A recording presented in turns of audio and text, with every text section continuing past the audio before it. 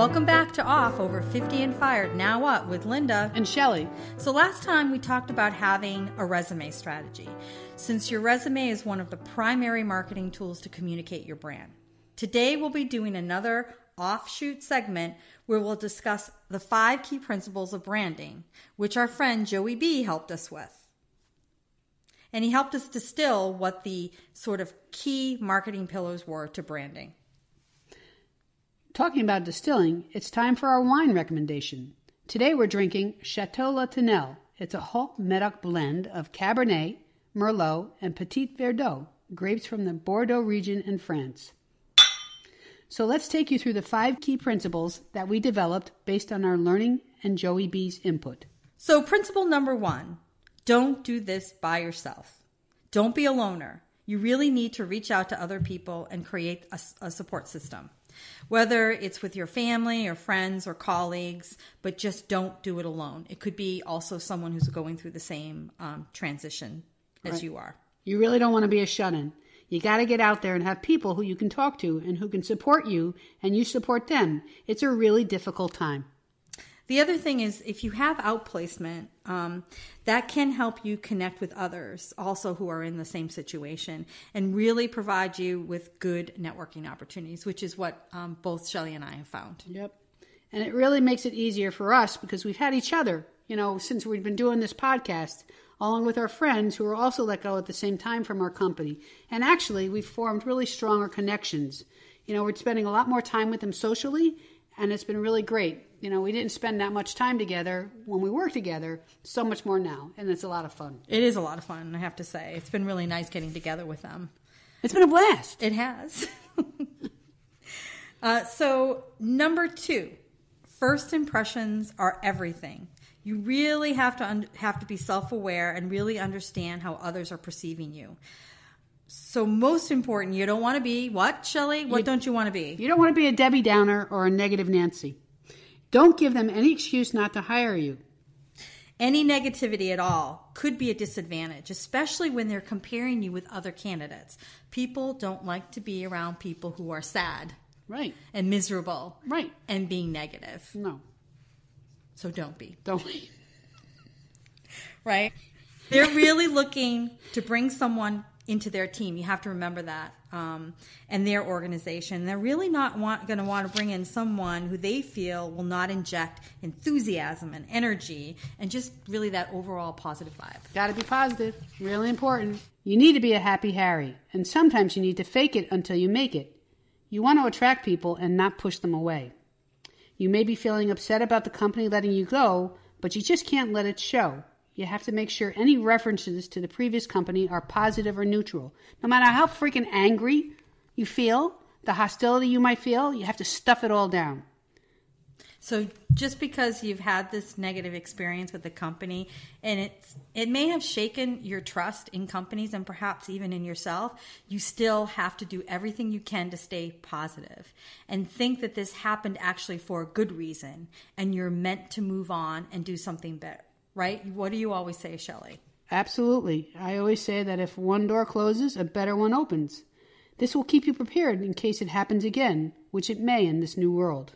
You have to see that it's not about you, but it's about your company's inability to perform and not meet their goals as a whole. It's not one person or any team's fault. It's the organization's fault. Yeah, you have to remember that it is about organization and the company not meeting its obligations and its goals. It's not me, you, or us. It's them. It's them. So being prepared, like having your resume and your LinkedIn profile up to date, or taking up potential opportunities as they come up from recruiters and things like that, are good habits to get into because you don't want to get caught off guard when or if it happens again. But that doesn't mean that you should not always be, that you should be looking over your shoulder and not giving 110% to your current position or job that you're doing. You should make the most of what you're doing and your job, but at the same time, you can't be naive thinking that it's never going to happen again. Yeah, you really have to be prepared because you just don't know. That's right. So principle number 3, self-assessment is foundational to building your brand. Right, Shelley? Absolutely. You should use whatever tools and feedback to learn as much about yourself and how it can be leveraged in the marketplace. So this is something that can not only help you now, but in the future as you continue on your journey. Right. It should be fluid and constantly evolving, as we discussed with our friends Susie and Betsy. Right. They talked about the personal casita and the self-assessment books like Design the Life You Love by Ais Bursell and The Life by Design by Miranda Hershey. Not Hershey. Not Hershey, no. So our friend Joey B also introduced us to the Fascination Personality Test, which is a free online source that measures how people perceive your communication style and identifies the kind of language that can help you create your actual brand. Yeah, and if you remember from the last time we talked about this, Linda and her passion and how, that scary passion. So yeah, and Shelley had that mystique, that poker face. That's right. You cannot really build a strong personal brand without first understanding your strengths and your weaknesses. In addition to all the tools we discussed, it's important to identify a core group of people, right, Shelley? Right. So you really cannot build a strong personal brand without first understanding your strengths and your weaknesses. In addition to all the tools that we've discussed, it's important to identify really a core group of people, right, Shelley? Right. You really need those folks to help you with getting feedback and using them as a sounding board. Right, and this really reinforces the key principle number 1, don't try to do this by yourself. Right, you just don't want to be a shut-in. So the 4th principle is all about branding. What is unique and memorable about you? What do others not know about you? What is the first impression you want to leave them with? So your brand essence has to be clearly communicated in everything that you do to promote yourself, whether it be a resume or your LinkedIn profile or even your business cards. So an author that our friend Joey B found very helpful is Dory Clark. It's not Dory from Finding Nemo? No, it's not. That's not the one. Don't look for I love that, Dory. A blue fish. Don't. So Dory Clark has written and posted extensively on personal branding, and you may find her material helpful. And you just have to enter her name in YouTube, or you can also find her lectures at Google or TED Talks. Our final principle, number 5, is networking is not an activity but a capability. How to network and with whom is an extremely important core capability. Right, your personal brand should be part of how you network. Practice networking to master this very essential capability. This topic is so important that we're going to be dedicating actually multiple episodes to networking in our upcoming podcasts. That is Shelley's cat. That's Vinny. That's Vinny. It's time for treats. Those are our 5 branding principles based on discussions with others and who are in transition and our experience. So let's top line them one more time.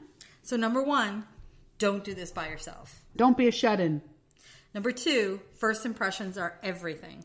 Don't be Debbie Downer or Negative Nancy. 3, self-assessment is foundational to building your brand. Know who you are and what you want. Number 4, branding. What is unique and memorable about you? You want to stick in their minds. And number 5, networking is not an activity but a capability. So practice.